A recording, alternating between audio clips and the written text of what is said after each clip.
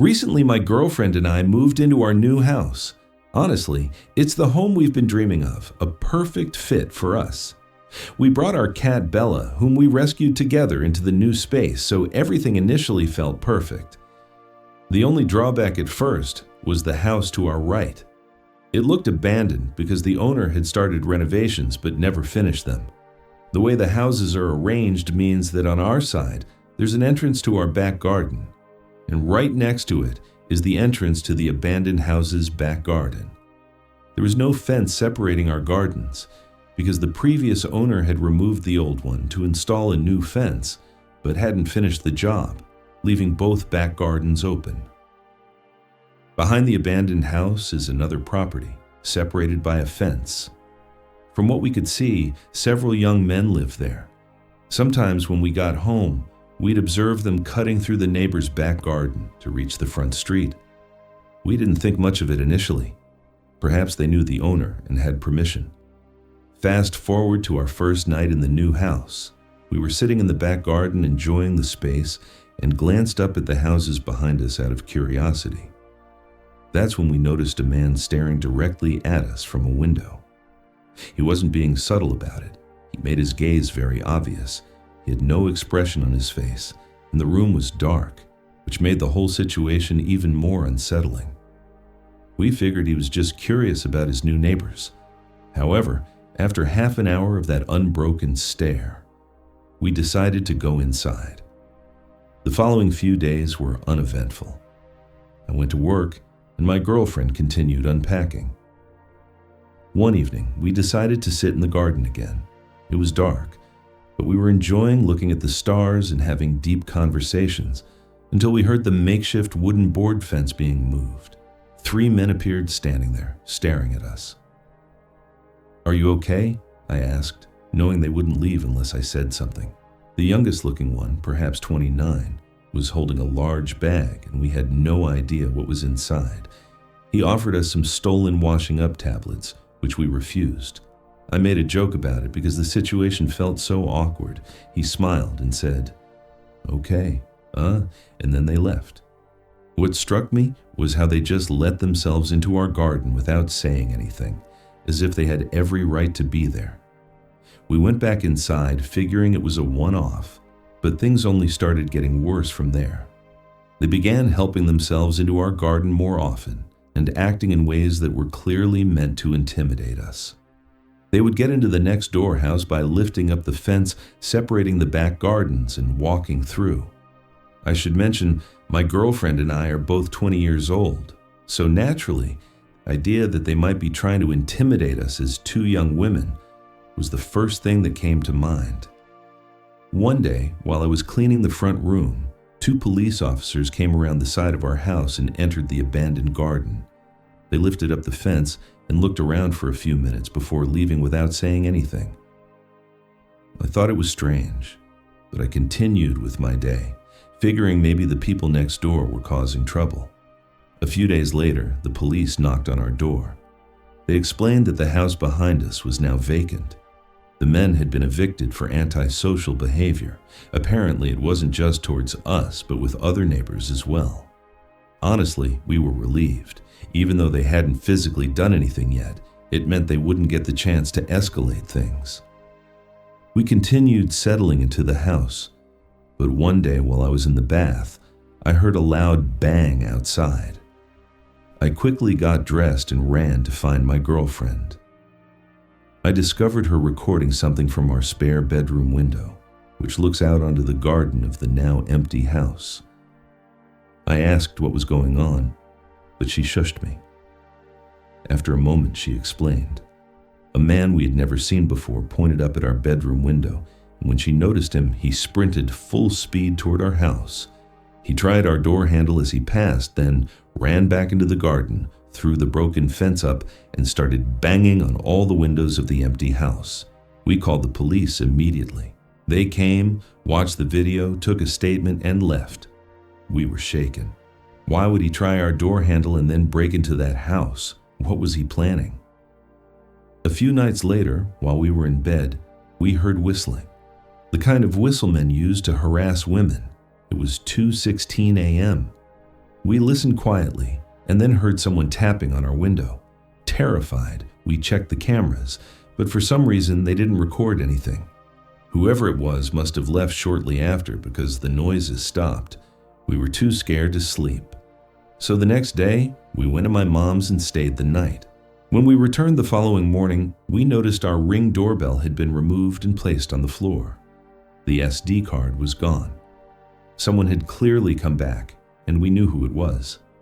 Who else would do that?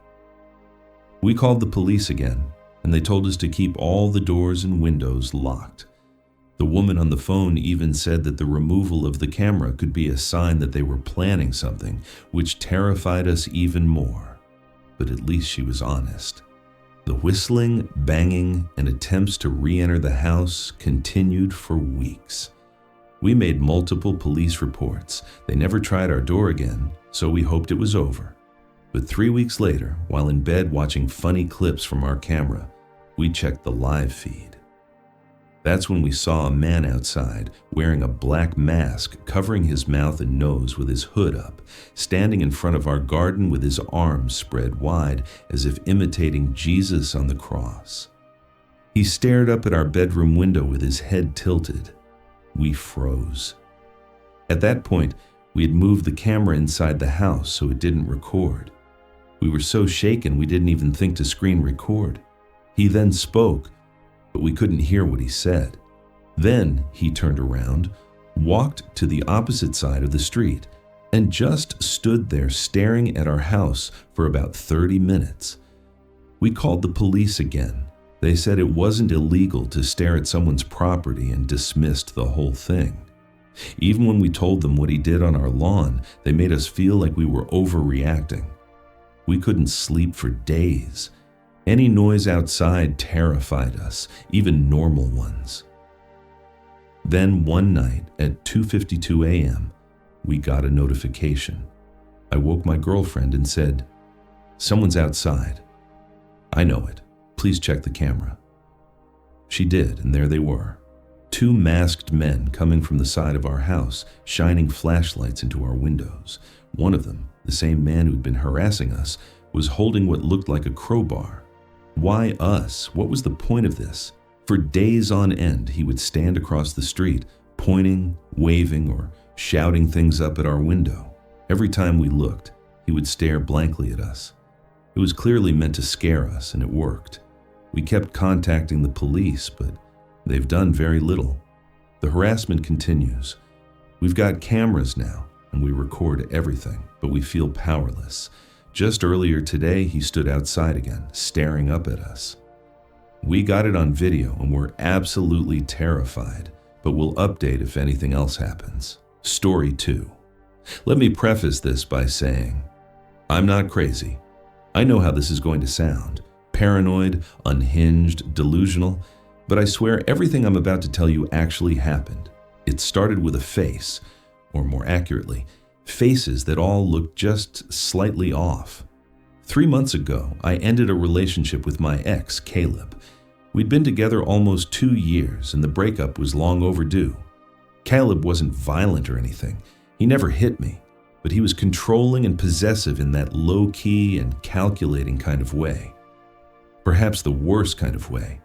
He'd do things like track my phone usage, and quiz me on things I'd done that day to see if I'd give the same answer twice. After I left him, I changed my number, disabled my social media, and even moved apartments. I thought I was in the clear. Then came the barista. It was a Tuesday morning. I stopped by this little hole-in-the-wall coffee shop near my new place. I'd only been there once or twice. As I stepped up to the counter, the barista, a girl about my age, smiled at me. But something about her expression made me pause. She tilted her head and said, "Good morning, sunshine." I froze because that was Caleb's nickname for me. It wasn't a common one. He used to say it sarcastically whenever I was upset, like, "What's wrong, sunshine?" He enjoyed pushing buttons. I dismissed it. Maybe it was a coincidence. But then it happened again. A few days later, I took a rideshare to work, a different driver than usual. An older guy, maybe in his 50s. He kept glancing in the rearview mirror like he was trying to recognize me, and then he asked me if I ever figured out what I was running from. He said it as casual as could be. I simply responded, "What?" And he just chuckled and shook his head like I was in on some joke. Caleb said that to me once after I told him I needed time to figure myself out. He leaned in dead serious and asked, "Ever figure out what you're running from?" Now, two strangers have repeated things he said word for word. It kept happening. A woman at the grocery store bumped into me and whispered, "You don't get to just disappear." A guy on the street said, "Still wearing your hair like that," as he passed. Another one, someone who worked in my building, said, "You always liked this song," while humming the exact tune Caleb used to play when we argued. It wasn't their faces that freaked me out. It was the way they looked at me, like they knew me, or at least thought they did. They all had different faces, but their eyes all had the same expressions. I started thinking I was going crazy. I mean, what else could explain it? So I did something I wasn't proud of. I contacted Caleb, not directly. I sent a message to his sister. I told her to tell him to stop. I figured maybe he hired a private investigator. Maybe he was stalking me or pulling strings, telling people things about me. I just wanted it to stop. She texted back the next day saying, "I don't know what you're talking about. Caleb's in rehab. He's been there for 6 weeks with no phone." I didn't believe her. I thought she was covering for him. That is until I saw a picture she posted of him on Facebook a week later, looking pale and sunken in, holding one of those one-day sober chips. So it couldn't be Caleb, or at least not directly. I couldn't shake the feeling that these strangers knew things they shouldn't, though. One night, I stayed late at work. I didn't want to go home because my apartment didn't feel safe anymore. Not that anything bad happened inside of it. I just didn't like being alone. Around 10 p.m., I finally called it a night. I walked the 10 minutes to my place, keeping my head down, headphones in, but no music playing. Something I learned to do so I could still hear if someone was following me. When I turned the corner onto my block, I saw someone sitting on the stoop of the building across from mine. A young man with his hoodie up but his head down. I almost ignored him until he spoke. He said, "Cold out tonight, huh, sunshine?" I stopped walking. He didn't look at me. He just stared at the sidewalk like he was reading something on it. I slowly walked past and didn't say a word. When I reached my building, I went upstairs and locked every bolt on the door. I sat on the couch for hours, just listening to nothing. Eventually, I fell asleep. The next morning, I woke up to find my doormat flipped over. That might not sound like a big deal, but I live alone, and the door to my unit is on the top floor. You don't just accidentally walk by my place. The underside of my mat had something scribbled in pen. It said, "You can change your face too if you want, but I'll still recognize you." I didn't know what it meant, but I still threw up. That day, I booked a hotel for the weekend. I left my apartment without packing anything. I didn't feel safe even grabbing clothes. I just needed to be somewhere crowded. The hotel clerk gave me a room on the 4th floor. It was small, quiet, and kind of stuffy, but it felt safe. But only until around 2 a.m. when someone knocked on my door. There were 3 slow knocks. I sat up in bed and waited. They knocked again eventually. I peeked through the peephole, and it was a woman maybe in her 40s. Her face was totally blank and expressionless. She was just staring straight at the door. She didn't say anything. So I didn't make a sound, and eventually she left. It was one of the most disturbing things I had ever seen. The next morning, I asked the front desk if someone had come by to my room. They said no one should have been up there, especially that late. All the rooms on my floor were vacant. That's when it clicked. These weren't random people. They were being sent and fed my details. They were given phrases Caleb used. But if it weren't Caleb, who would do it and why? I thought about Caleb in rehab, about his obsession with control and making sure I was never fully gone. He didn't need to be the one knocking. He just needed to send others to do it. So I started digging. and there was one conversation I remembered from months before the breakup. Caleb talking about a forum he was on, a place where people shared tactics. He made it sound like it was for productivity or self-improvement. I don't remember the name of it. Honestly, I don't think he ever gave me the name, but in retrospect, it sounded like some creepy, cultish roleplay crap. Except it's happening to me for real. Someone, probably Caleb, had hired people to say his words and mimic his patterns, so that even if he was out of my life, technically, I'd still be constantly reminded of him. It wasn't stalking in the traditional sense. It was psychological graffiti, like he was spraying himself onto strangers so I could never be sure who I was looking at. I don't think it's about watching me, but rather about making sure I never stopped watching for him. I moved again and disappeared off social media again. I even dyed my hair. I told friends not to tell anyone where I was. It worked until last week. I was walking home from the bookstore, and a woman passed me on the street and said, "Still hiding behind books, sunshine." She didn't stop walking, even just to look at me. I don't think this will ever stop. Maybe he paid some crazy underground service to do this to me for a year. Who knows? Maybe he made it public. Maybe this is some sick underground game now. Who can scare sunshine the best? Who can get the closest without touching? I can't trust anyone's face anymore. The constant paranoia is truly eating away at my mental health. Story 3. My family's a group of homebodies that don't travel, so everyone was surprised when my aunt proposed a trip to one of Michigan's Great Lakes. We agreed, wanting to create new memories together. My cousin booked a spacious Airbnb that could somehow accommodate all 18 of us, which felt like a miracle considering the price. The house sat right on the beach with gorgeous lake views that stretched for miles, almost like an ocean.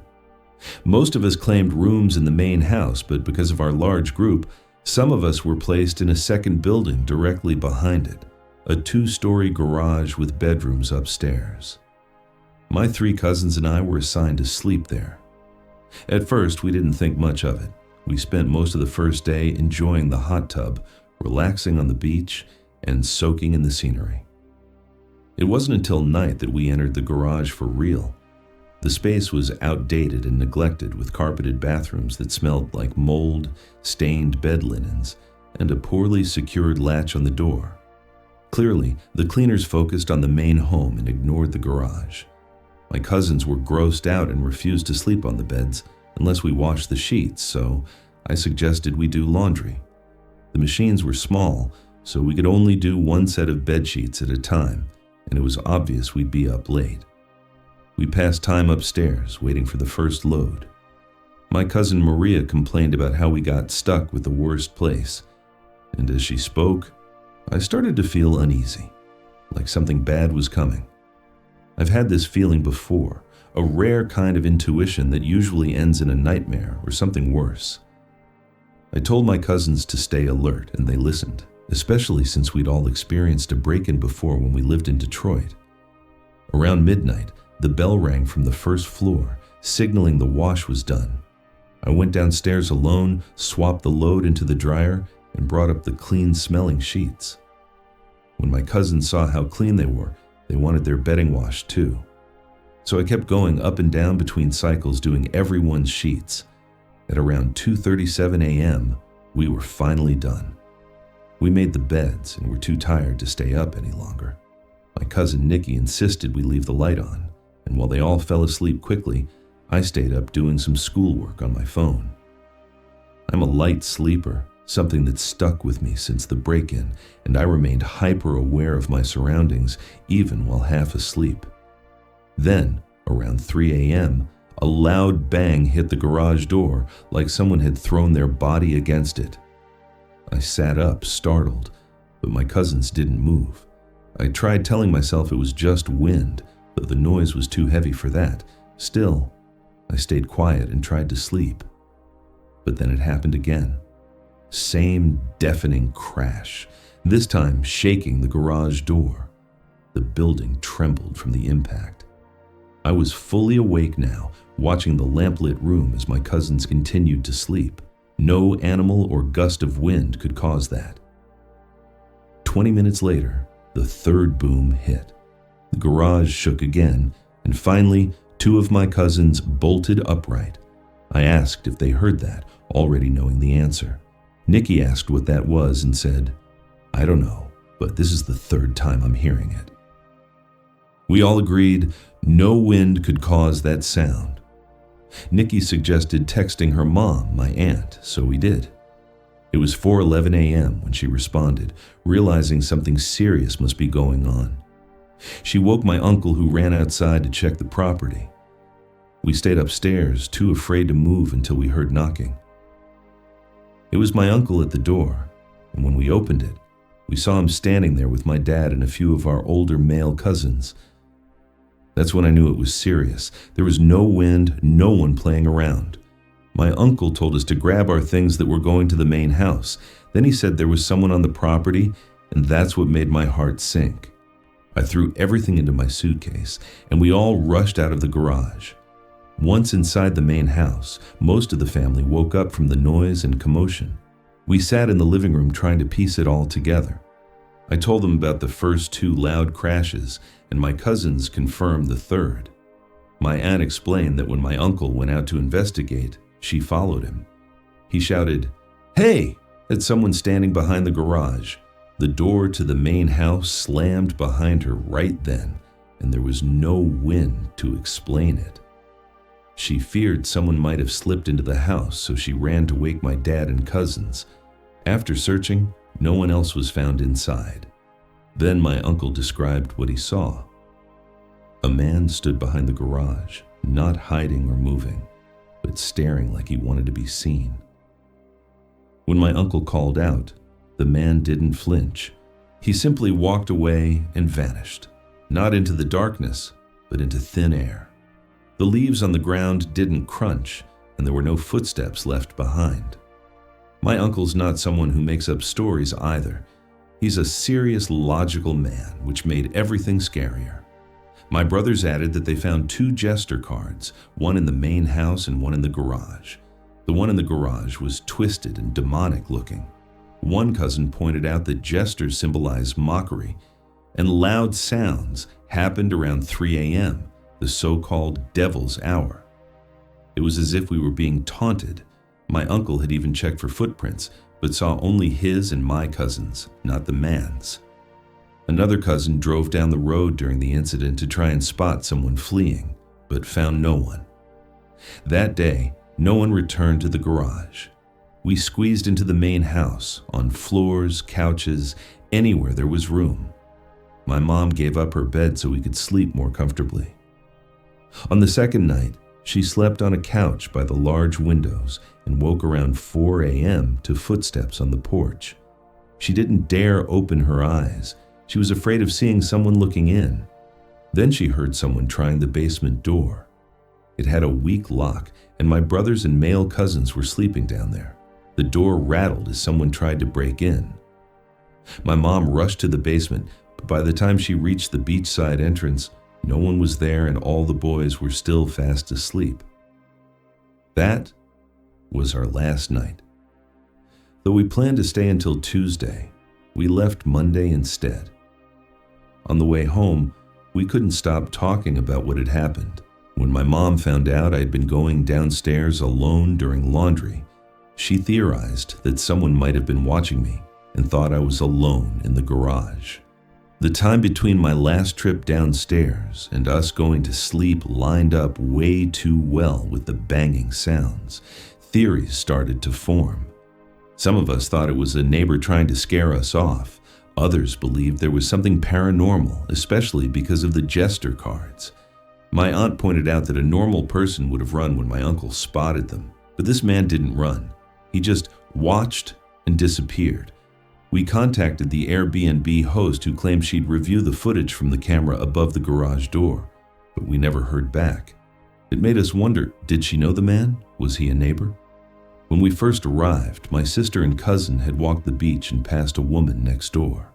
She watched them coldly without friendliness or a greeting, just an unfriendly gaze. The house was in the middle of nowhere. and we understood how constant Airbnb guests might annoy locals, but we were respectful. We didn't deserve what happened.